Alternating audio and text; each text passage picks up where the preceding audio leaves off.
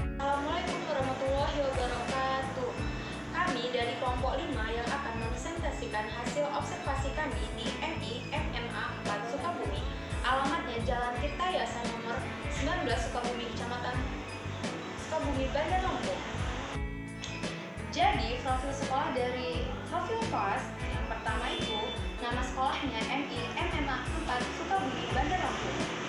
Fasilitas sekolahnya terdapat ruang guru, 17 ruang kelas, 5 ruang WC, lapangan olahraga, perpustakaan, dan kantin.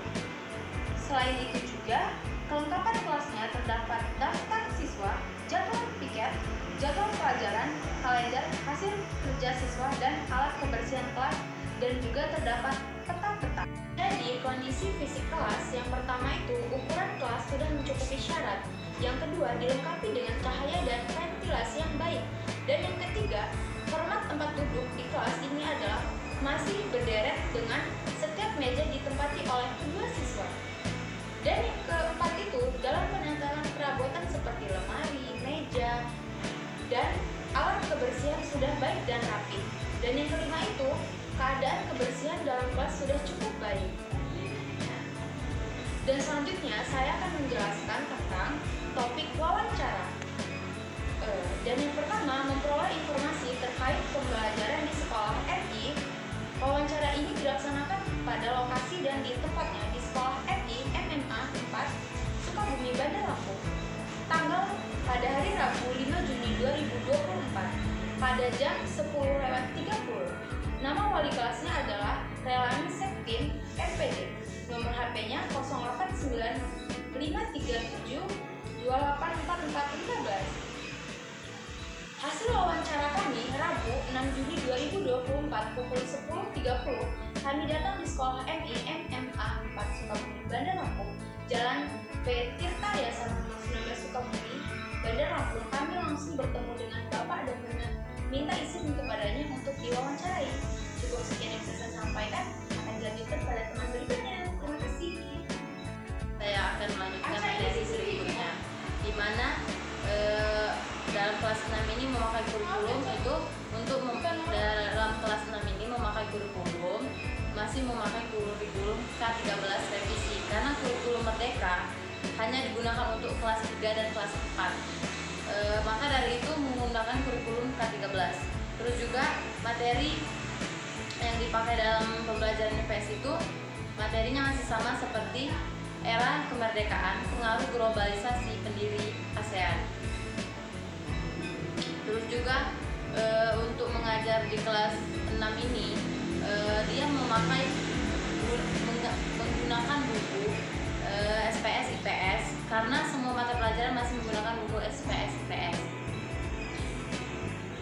Di dalam strategi yang digunakan di dalam kelas 6 itu strategi pembelajaran diskusi, karena IPS itu kan bersifat banyak cerita. Jadi ibu ini lebih banyak menggunakan katanya itu strategi diskusi, karena akan memunculkan permasalahan yang akan digunakan untuk didiskusikan bareng, kemudian dibuat kelompok. Terus juga metode pembelajaran IPS di dalam kelas 6 ini ibu itu menggunakan metode pembelajaran pada umumnya seperti kelompok, dan juga ada media apa yang digunakan dalam pembelajaran IPS. Ibu ini menggunakan medianya itu kalau untuk penanaman itu konsep biasanya menggunakan slide UHT, tapi tidak selalu dan tidak semua materi. Terus model yang dipakai ibu ini dalam pembelajaran itu menggunakan model seperti tadi pembahasan anak-anak itu seperti project, based learning, kemunculan permasalahan, kemudian dibahas juga sama-sama dari kelompok juga didiskusikan. Jadi di dalam pembelajaran pendekatannya yang digunakannya oleh gurunya ini pendekatan pada anak. Ibu ini menggunakan semua. Kita bisa dari R2 misalkan dari guru dan murid.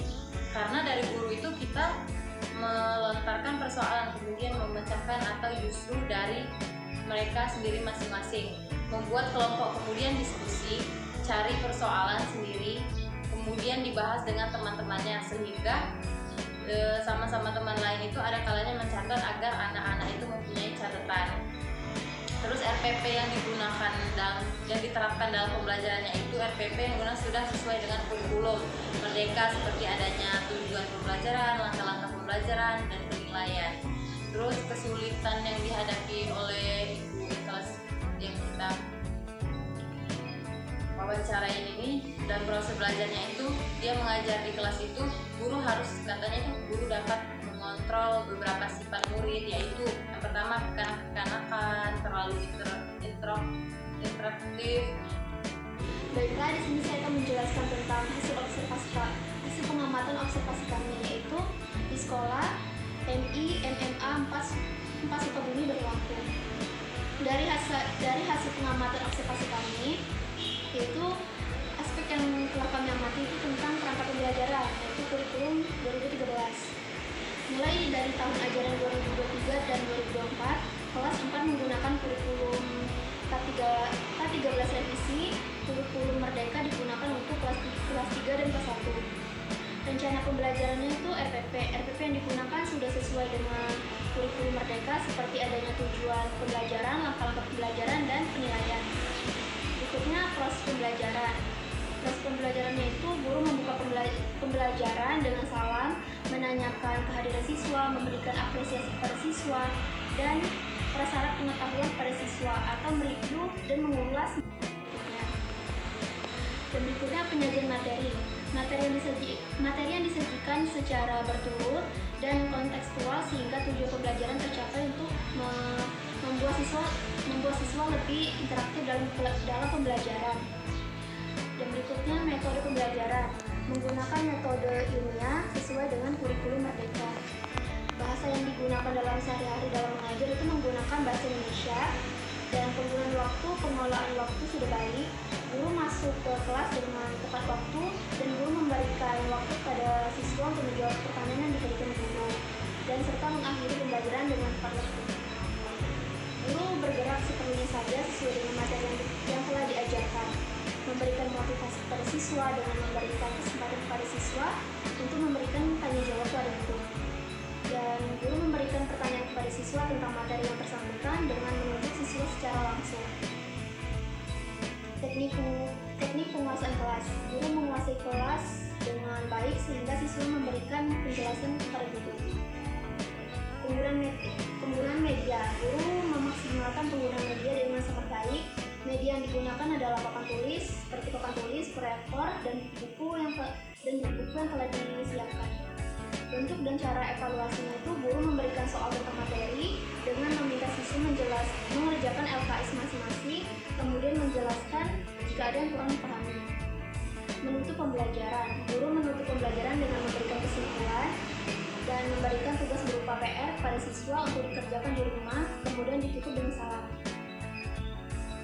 Perilaku siswa di dalam kelas itu terdapat beberapa siswa yang pada saat guru menerangkan materi, ada siswa yang kurang fokus, ada yang siswa sedang main-main, ada siswa yang sebagian besar memperhatikan penjelasan guru, apa yang disampaikan, dan ada juga yang tidak memperhatikan. Dari kesimpulan yang telah kami simpulkan dari hasil observasi kami ini, pembelajaran IPS ini dengan menggunakan metode diskusi dan peran dalam penilaian aspek minat belajar siswa agar hasil yang dicapai optimal dan memiliki minat belajar lebih efektif. Hal ini ditunjukkan dengan masih kurangnya minat siswa dalam memahami materi terutama pada pembelajaran IPS. Penelitian ini menyimpulkan bahwa tindakan yang dilakukan ini belum mencapai indikator kinerja yang baik, dan diharapkan dengan penelitian ini dapat mencapai harapan yang diinginkan. Dalam hal ini minat belajar siswa di kelas 4 di sekolah MI MMA 4 Sukabumi berlangsung jelas manfaat dari penggunaan metode penanaman konsep kelompok, simulasi, penguasaan dan tanya jawab, peran dalam pembelajaran IPS terutama materi sejarah. Berdasarkan deskripsi yang dijelaskan pada pembahasan ini, maka dihasilkan bahwa metode pemahaman konsep kelompok, simulasi dan penguasaan ini lebih berperan dalam berhasil meningkatkan minat belajar siswa sesuai dengan indikator yang diharapkan, yakni jika aktivitas dan minat belajar siswa selama proses pembelajaran lebih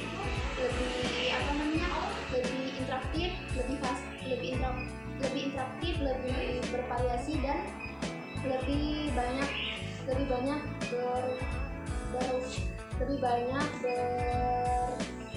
bervariasi lagi.